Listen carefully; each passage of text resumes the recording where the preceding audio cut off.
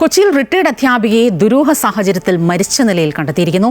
ഇടപ്പള്ളി പോണേക്കര പ്രതീക്ഷ നഗർ റെസിഡൻസ് അസോസിയേഷനിലെ താമസക്കാരി 70 വയസ്സുള്ള വനജയാണ് മരിച്ച നിലയിൽ കണ്ടെത്തിയത്. വീട്ടിനുള്ളിലെ കിടക്കയിലാണ് ഇവരെ മരിച്ച നിലയിൽ കണ്ടെത്തിയത്. പോലീസ് അന്വേഷണം ആരംഭിച്ചു. കൊച്ചിയിൽ നിന്നും പ്രശാന്ത് ജോസഫ് ചേരുകയാണ്.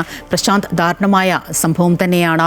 ഈ പറഞ്ഞതുപോലെ എന്തെങ്കിലും ഒരു അസ്വാഭാവികത നമുക്ക് ഈ ഒരു മരണത്തിൽ തോന്നുന്നുണ്ട്. പ്രത്യേകിച്ച് ശരീരം നിറയെ മുറിവുകളുണ്ട്, രക്തം വാർന്ന നിലയിലായിരുന്നു എന്നൊക്കെയാണ് മനസ്സിലാക്കാൻ സാധിക്കുന്നത്.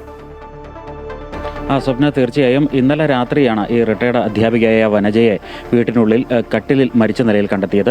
സ്വപ്ന സൂചിപ്പിച്ചതുപോലെ തന്നെ ശരീരത്തിലാകമാനം മുറിവുകളുണ്ടെന്നാണ് പോലീസ് പറയുന്നത്. രക്തം വാർന്ന് മരിച്ച നിലയിലാണ് മൃതദേഹം കണ്ടെത്തിയത്. ഇത് എളമക്കര പോലീസ് സ്റ്റേഷൻ പരിധിയിലാണ്. രാത്രി തന്നെ പോലീസ് സ്ഥലത്തെത്തിയിരുന്നു.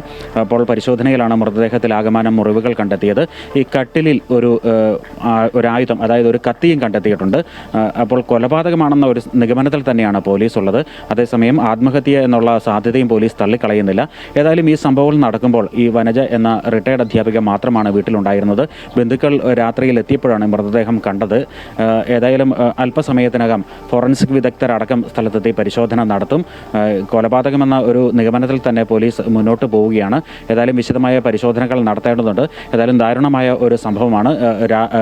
അല്പസമയത്തിനകം പോലീസ് ഫോറൻസിക് വിദഗ്ധരടക്കം സ്ഥലത്തെത്തി പരിശോധന നടത്തുമെന്നാണ് അറിയിച്ചിരിക്കുന്നത്. ഇന്നലെ തന്നെ ധാരാളം ആളുകൾ ഇവിടെ എത്തിയിരുന്നു. ഇപ്പോൾ അവിടേക്ക് പോലീസും രാവിലെ തന്നെ, ഇന്നലെ ഇവിടെ പോലീസ് ഉണ്ടായിരുന്നു. രാവിലെ ഇവിടേക്ക് കൂടുതൽ ഉദ്യോഗസ്ഥരെത്തുകയും അന്വേഷണം നടത്തുകയുമാണ്. ഏതായാലും അല്പസമയത്തിനകം ഇത് സംബന്ധിച്ച വിശദാംശങ്ങൾ പുറത്തു വരുമെന്നാണ് കരുതുന്നത്. സ്വപ്ന.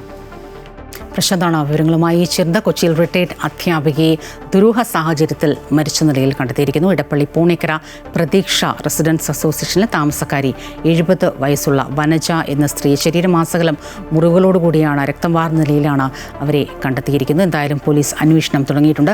ആത്മഹത്യയാണോ എന്നതടക്കമുള്ള പ്രാഥമിക നിഗമനങ്ങളിലേക്കടക്കം പോലീസ് എത്തുന്നുമുണ്ട്. അന്വേഷണം തുടങ്ങിക്കഴിഞ്ഞു. പ്രശാന്താണ് വിവരങ്ങൾ നൽകിയത്.